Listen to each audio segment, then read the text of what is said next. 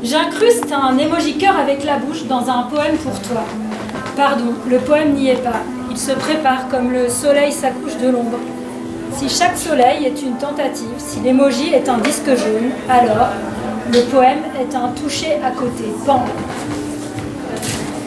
L'émoji-cœur avec la bouche dans un poème est une insertion dans une forme qui a commencé. L'enfant dans l'utérus est une insertion dans une forme qui a commencé à finir. L'émoji-cœur avec la bouche dans un poème est une chose à l'intérieur d'une autre, rendue peu à peu visible par une existence déconnectée du présent.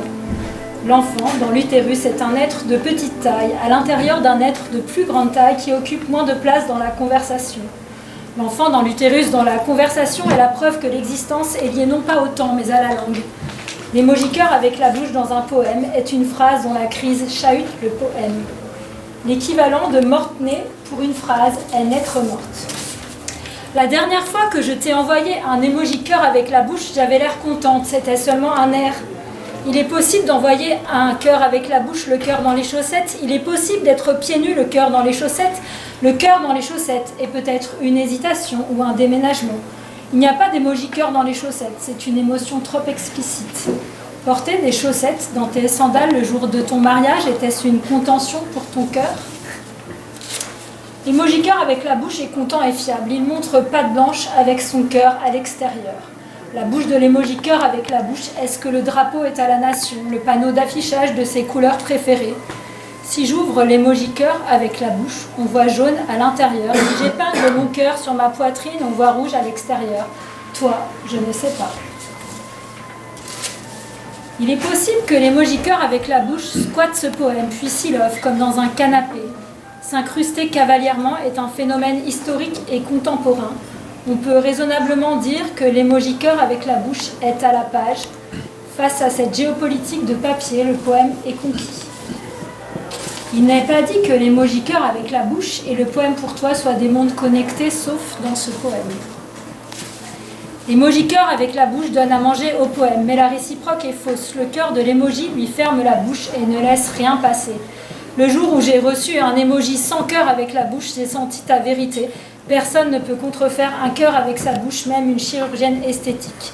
Si le cœur de l'émoji-cœur avec la bouche est un mensonge, donc le poème est vrai, fabriquer un cœur avec les doigts est une solution moins risquée que la fabrique d'enfants pour doubler son cœur.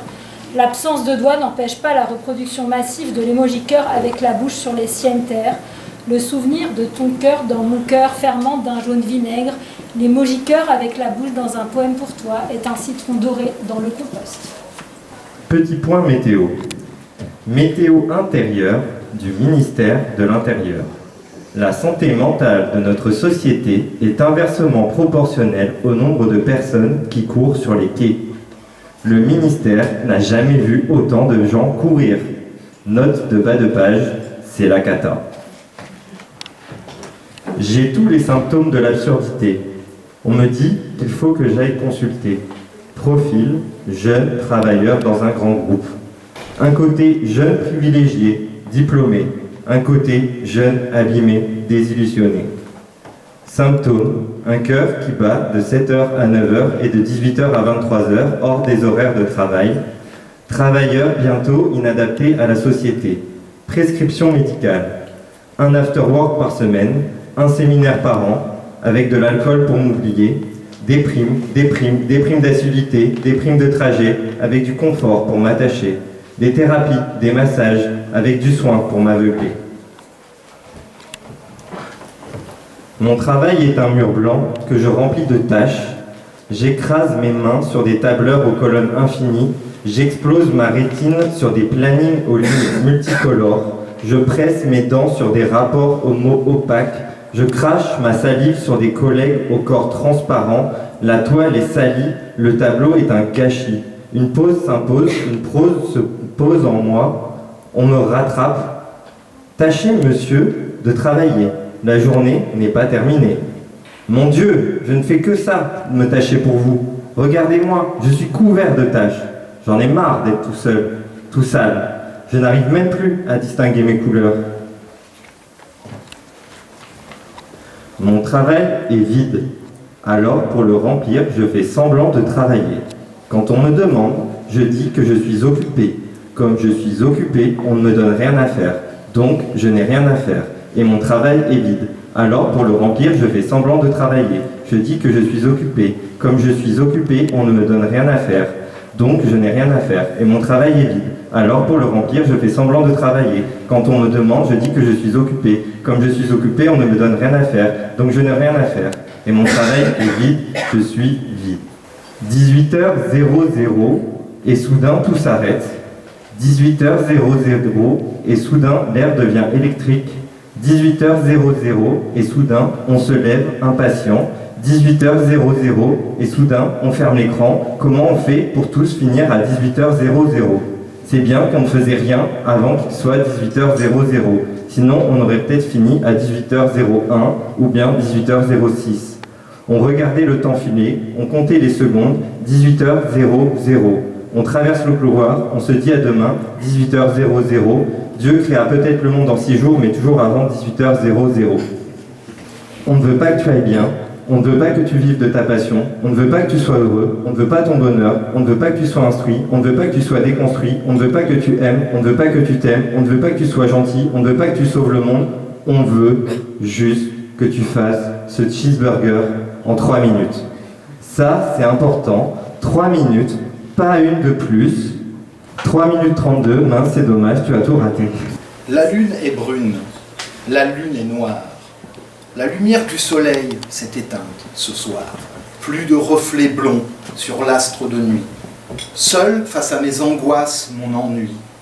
Plus de lumière, de chaleur, de vie. Tout est sombre, tristesse et pluie. La lune est éteinte, la lune est sombre. Elle ne reflète même plus mon ombre. La lune est humide et froide, éternelle. Signe d'un destin, d'une fin cruelle. Sans chaleur, sans lumière, la mort, tapis, silencieuse. Elle attend dehors. La lune est morte, la lune a disparu.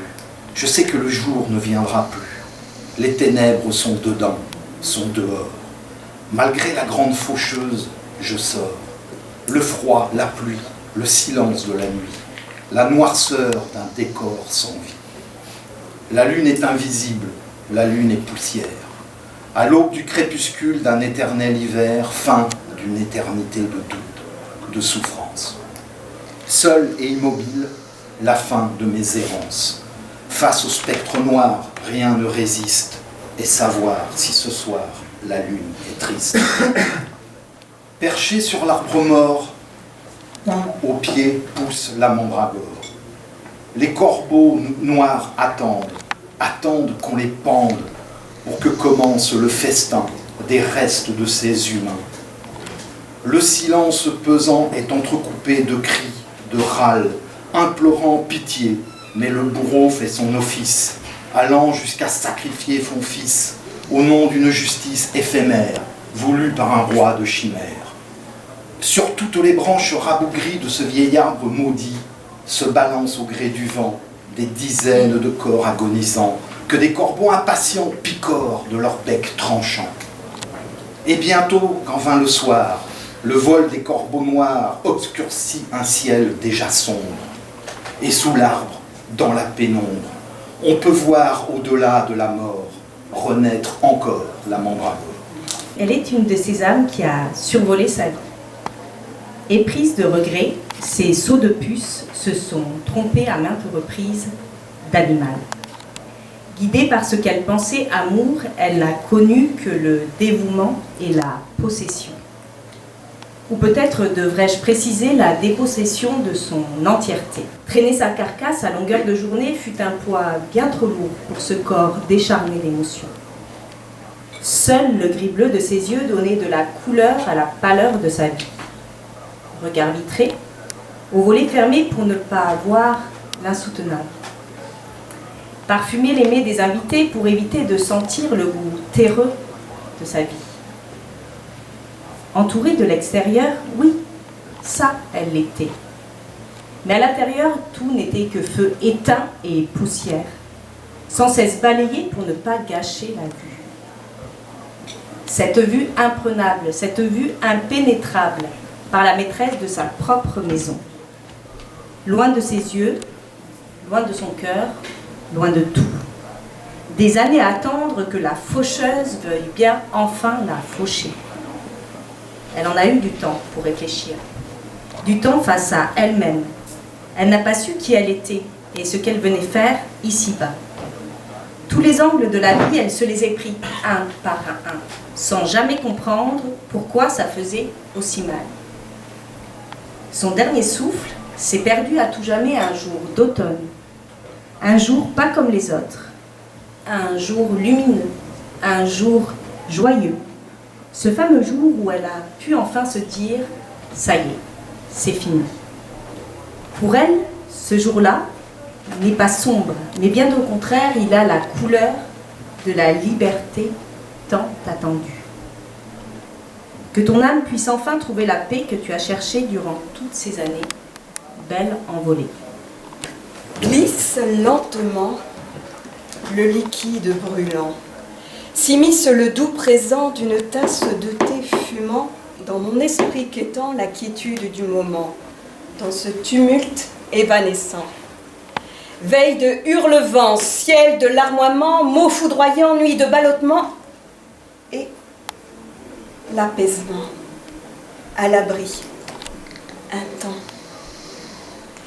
Un temps, 2 temps, 3 temps, l'inspire aidant, l'expire plaisant, endormissement.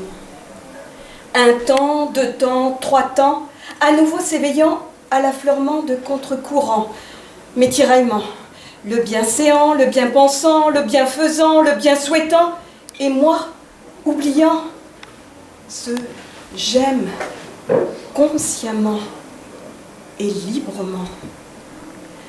Sur ce flot d'écrivant, la tasse de thé brûlant, le liquide pensant, réparant mes manquements, envers ma plénitude sciemment. Sur ce flot expirant, ce foutu temps.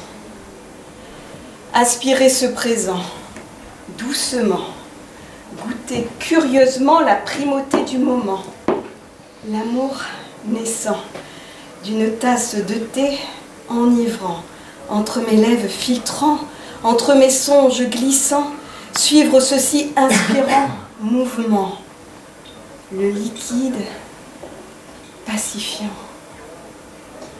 Une goutte, un goutte à goutte lent, une goutte portée par le vent, une goutte de thé fumant, une goutte d'amour conscient, un goutte à goutte puissant, m'invitant intensément à apprécier le moment, tout simplement. Confortant intuitivement mon cœur persévérant, mon cœur confiant, mon cœur reliant, entre mes mains infusant une tasse de thé brûlant, une tasse de thé fumant, une tasse de thé étonnante. C'est en regardant ce qui est, tel que cela est, que je peux vivre avec ce qui est, et ainsi mieux aimer, moi, la graciée, toi, mon bel ailé. Miroir, mon beau miroir. Je sais pas vous, et vous laisse vos espoirs, mais le mien, d'ordinaire, préfère se taire. Il ne réfléchit pas, m'enjoint à faire de même, mais absorbe silencieusement ma matière.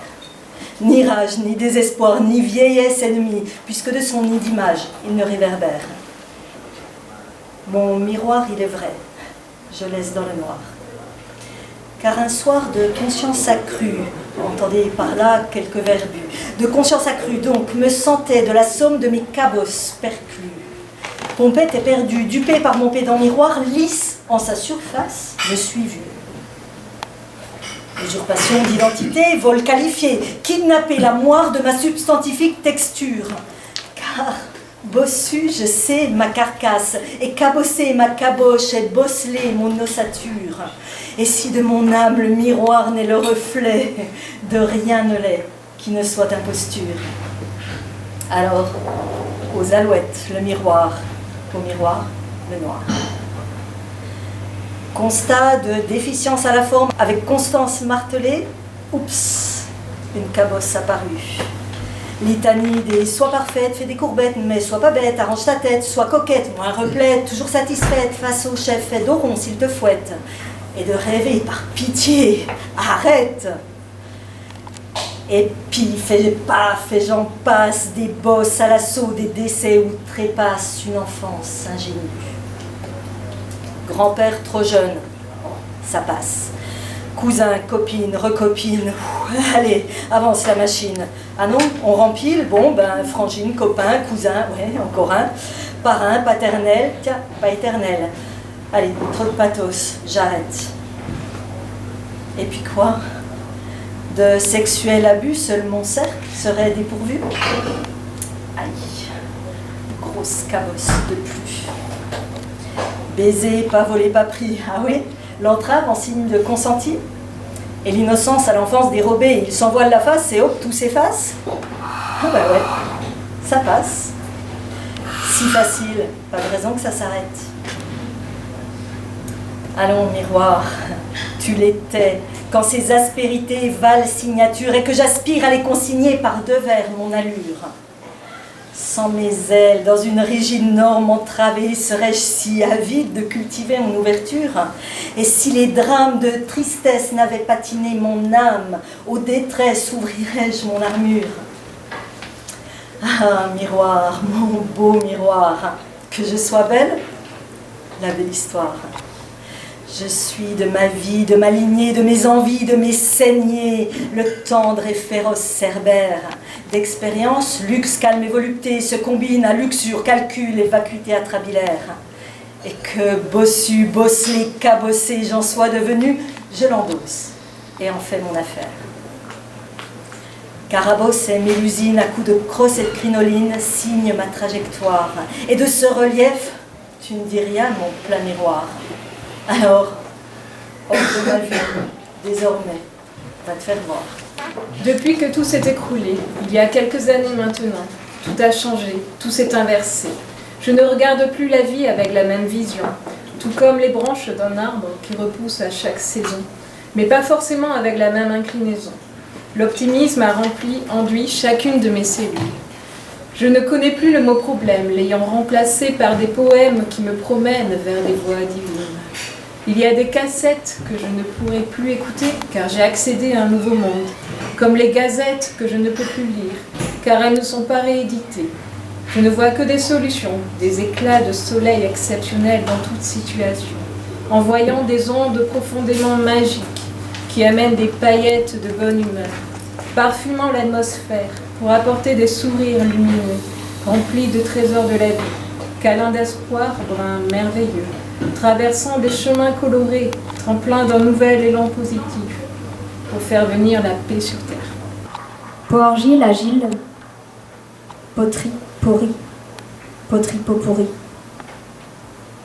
Caresse l'argile entre tes mains, agile et sois habile, avec plein d'entrain.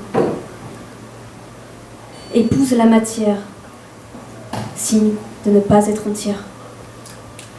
Glisse la main, entre, vacille et danse sans encre. Circule dans cette sphère, circule dans ce monde circulaire. Peau en corrélation mais sans action. Peau sans nom mais qui dit non. Peau connectée sans être connectée. Peau connectée sans être connotée. Prends, viens et prends forme. Manipule, caresse avec sagesse. Ma peau sans peau, ma peau sans son peau. Connecte-toi à la matière. Connecte-toi pour être entière. Prends forme, prends vie. Crée tes propres envies. Pour connecter sans être connecté. Pour connoter mais je ne veux pas être notée. Peau nue, peau matière, peau sans jugement et sans amant. Peau nue, peau inconnue, peau sans presse, peau en ivresse. Rien ne me vexe, je ne veux que ton sexe. Poète, poète sans paraître, poétesse sans S, sans tresse, sans détresse. Unité de ma féminité, unité de mon identité. Peau tu es, peau je suis, ce que je veux être pour apparaître. Peau tu es, peau je suis, pourquoi tu me suis? Je suis visible et invisible dans la houle, la foule. Je suis visible et invisible, morte de trouille. Ma peau, mon épiderme, la surépiderme de mon être.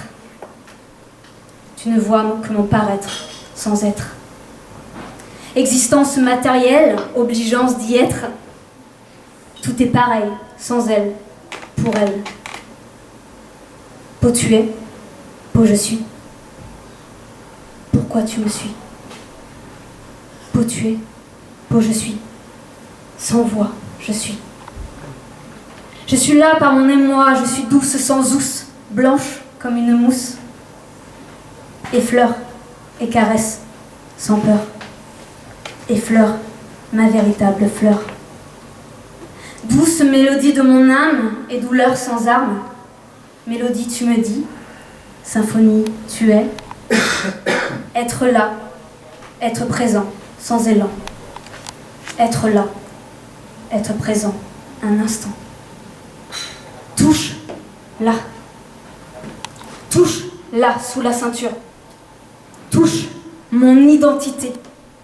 Reflet d'une part de mon immensité. Touche, tu veux me connaître.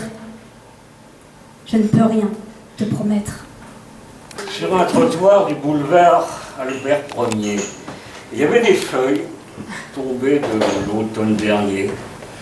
Et dans le lot, une bien belle à quelques mètres. Lui posait la question, la grande, sans rien changer à mon pas. T'éviterais-je, belle feuille d'automne? Crois-tu vraiment qu'une femme, une miraculeuse, tombée tout droit d'un épisode de ma sorcière bien-aimée, une superfédulogie, équipée de pieds en cap, viendrait ouvrir grand mes fenêtres, aérer tout ça, avec tout plein de tours de magie, allumerait en hiver un ciel de pureté, ferait entrer l'ange et l'éternité, chasserait les ombres en leur recoin, avec des fleurs, des parfums, des bougies, un frigo américain et des musiques positives, viderait avec dédain mes bouteilles de whisky dans l'évier, comme Catherine Hepburn, celle de Bogart, par-dessus le bord du Queen Africa, ou comme une fusée, avec un grand doigt d'honneur, non sans avoir tiré la langue à mon chat, disparaîtrait sur son balai, dégoûté. « T'es vu, cadavre, tu vas me faire louper ma séance de fitness. » J'ai pas eu de réponse.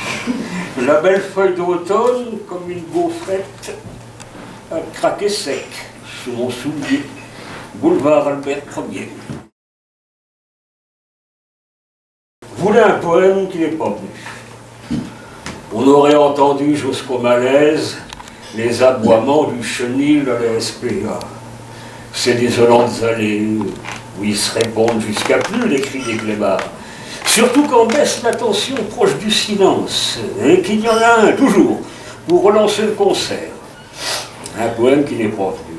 Alors que sur le chemin du retour, loupant une bretelle, me suis engagé par erreur vers l'aéroport de Mérignac, et retrouvé coincé derrière les taxis, les bus, en halte devant le hall d'entrée. Poème qui n'est pas venu ou tentait de deviner, derrière le haut de la tour de contrôle, la grâce bondissante de quelques grands oiseaux blancs. Mais c'est pas faite la liaison. Silence radio. Entre les aboiements à mort dans les allées du chenil et le grand oiseau blanc. Oh, en cherchant bien, il devait y avoir une connexion, un écho, un répond quelque part. Oh, pas une ligne très gaie, peut-être bien même une mélancolie facile, comme coulée dans une balade, chantée par la trompette de Chet Baker, enfin, je voyais le genre. Pourtant, était là sur les lieux, aux premières loges, en live, pour ainsi dire. Ben non, Il n'est pas venu le poème. Ça tiltait pas avec les anges, où ils étaient endormis au-dessus du tarmac. Mieux comme ça. Il aurait parlé d'une femme aimée, à hurler entre les murs capitonnés d'un asile. Une femme aimée comme un grand oiseau blanc, qui s'occupait des animaux il y a quelques années, là-bas, la SPA. Morte peut-être maintenant, de ces femmes en difficulté avec les hommes et qui préfèrent caresser les animaux. Oh, je les comprends. Bref, un poème entre des milliers de la sorte qui assomme leur monde. Accroche rien de nouveau dans la lumière. Oui, mieux vaut qu'ils ne soient pas venus. Déjà que c'est dur, refroidi. Invite à se calmer. Les aboiements dans les allées d'un chenil, un dimanche. Y mêler les miens, inutile. Même dans un poème qui n'est pas vu, de derrière le haut de la tour de contrôle, avec la grâce bondissante d'un grand oiseau blanc. Je vais vous lire ces quelques vers que j'avais écrits dans un mood où j'étais en gros en train d'essayer d'être productif, de faire des choses artistiques. En gros, c'est pour faire une scénographie parce que je suis DJ et du coup c'était pour embellir tout ça. Et donc voilà, je me suis pris à rédiger un petit texte. Donc je vais vous le lire dans l'esprit haïku japonais, c'est-à-dire 3 vers, il n'y en a peut-être pas 3, mais qui parlent d'un mood. Et l'intro peut être longue parce que c'est très court. Du coup, alors je vous fais écouter peut-être la musique avant pour vous montrer un peu le délire.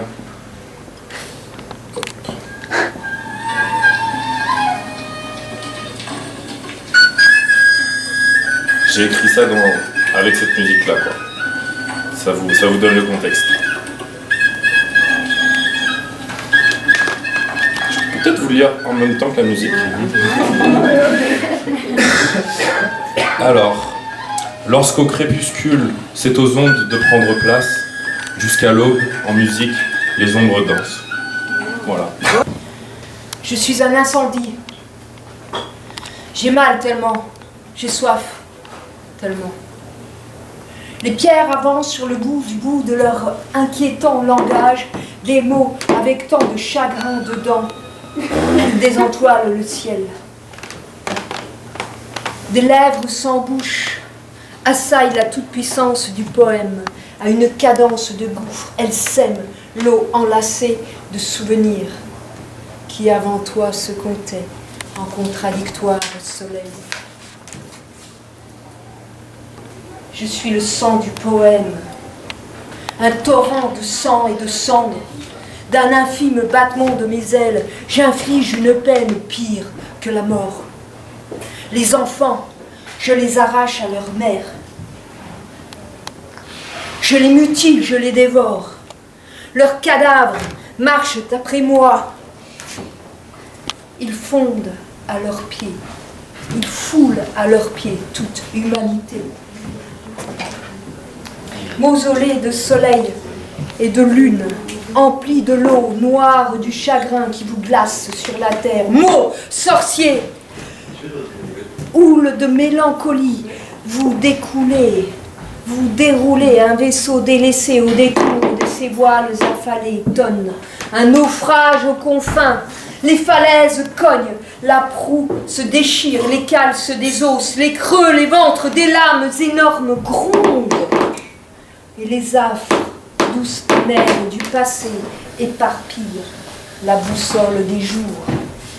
Mots sorciers, vous qui la sillonnez en semant famine et terreur, réinventez l'amour, réinventez l'amour.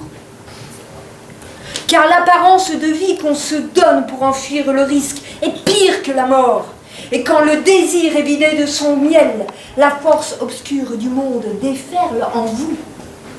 Mots, sorciers, paroles, sorcières, orgies de vos chants, de vos prophétiques chaudrons, sortent les remords sortilèges construits sur l'abîme intérieur, la confusion en toutes choses et l'épouvante hallucinatoire.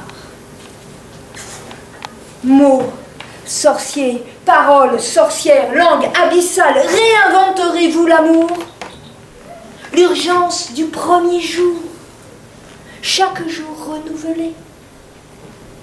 Courageux, vivant, beau, ténébreux. Mais le ciel ne se lève pas. Et si la mort n'est réelle que dans le langage, ô faible cœur, la rage est ce monstre, une jubilation hyperboréenne. Elle prend les armes et tue. Alors n'est-il point temps pour nous de prendre les mots au sérieux? Les mots épuisés par l'incurie de l'absence, les mots exaspérés par la folie et le suicide des fanatiques bombes humaines, emplis d'une haine perdue en elle-même. N'est-il point temps que l'on m'arrête, que l'on me stoppe, net? Je suis la guerre. Les morts dans un cimetière sont le plus souvent parallèles entre eux. C'est-à-dire qu'ils ont le plus souvent la même direction. Et que ces morts ne se croisent jamais. Et que les ifs dans un cimetière sont alignés. Et que leurs branches ne se croisent jamais. Et leurs branches ne font pas d'ombre. Et les oiseaux dans leurs branches le soir sont nombreux. Un mort est un rectangle de granit d'1 mètre sur 2. Et chaque rectangle d'1 mètre sur 2 est séparé et parallèle. On lave le rectangle d'un mort avec une brosse souple et de l'eau additionnée de savon noir. Et on fait briller le rectangle d'un mort avec de l'eau pure et un chiffon de flanelle. Et on regarde le rectangle d'un mort comme un rectangle qui brille. Et on coupe régulièrement les fleurs et les mauvaises herbes et le reste. Parce que si les racines des mauvaises herbes et le reste percent le ciment du rectangle d'un mort, alors le mort va sortir. Alors ce rectangle va cesser d'être la forme autoritaire et définitive du mort. Et on ne se souvient pas. Dans un cimetière, les morts sont des rectangles qui brillent et qui sont parallèles et séparés par le gravier. Et le gravier empêche les mauvaises herbes et le reste de les envahir. Et si le gravier est blanc et qu'il y en a assez, et qu'il y a du ciel et du soleil et qu'il y en a assez, alors il brille et on plisse les yeux. Un mort qui dépasse d'un rectangle est un mort mal enterré et qui ne va plus dans la même direction. Un mort mal enterré va sortir et il va déterrer les os de ces vieux chiens de chasse et il va croiser tous les autres morts qui sont parallèles entre eux et qui ne déterrent rien. Un mort mal enterré a les mains crispées alors que ses mains devraient rester des mains souples qui tiennent ce qu'on lui donne, parce que si un mort a les mains vides, alors il va sortir. Mais aussi les morts ne sont pas morts, c'est le monde qui les habite qui a changé de direction et nous ne les croisons jamais et pourtant nos pieds sont parallèles et nos mains sont parallèles et nos mains sont des mains qui tiennent et nos yeux aussi. Les morts ont eu peur de mourir. Ils ont des chemises froissées et ils n'ont pas de chaussures. Les premiers agriculteurs enterraient leurs morts sous la table et la soupe qu'ils mangeaient était aussi la soupe du mort. Et avant d'être morts, on les installe sur des lits d'hôpital séparés et parallèles. Un lit d'hôpital est un rectangle d'1 mètre sur 2 qui ne brille pas. Et on ouvre les yeux et on se souvient. Ils ont 2 mains ce ruban d'adhésif blanc collé sur leurs 2 paupières et ils ont les cheveux en désordre et leurs mains sentent le métal et souvent leur père et leur mère et leur grand-mère et leur grand-père et leur père et leur mère sont des morts qui sont parallèles entre eux et ils vont tous dans la même direction et ils ne se croisent jamais et ils deviennent immédiatement gris. Si un mort est mal pleuré, il va sortir. Il y a dans un cimetière une étrange odeur d'égout et de soufre. Il n'y a pas assez de bancs dans un cimetière pour sentir cette odeur. Il n'y a pas assez de place. Par exemple, quand le rectangle d'un mort ne brille pas, on l'ouvre. Et on réduit le corps du mort et on le vide. Et le mort n'est plus là. C'est-à-dire qu'on ne sait plus exactement entre le gravier et la terre, et les mouches et la terre, ce qui est le mort et ce qui ne l'est pas et ce qui n'est pas la terre, et s'il va toujours dans la même direction. Et dans un cimetière, on s'ennuie souvent. C'est-à-dire qu'on met sa main devant sa bouche. Et quand il se passe quelque chose, on arrête de s'ennuyer. Et les oiseaux ne sont plus parallèles. Et on vient dans un cimetière pour retirer les mauvaises herbes. Parce que les mauvaises herbes sont des plantes spontanées qui ne sont pas de même nature que des rectangles. Et une mauvaise herbe, c'est quelque chose qui arrive très lentement. Et on regarde les rectangles des morts briller lentement.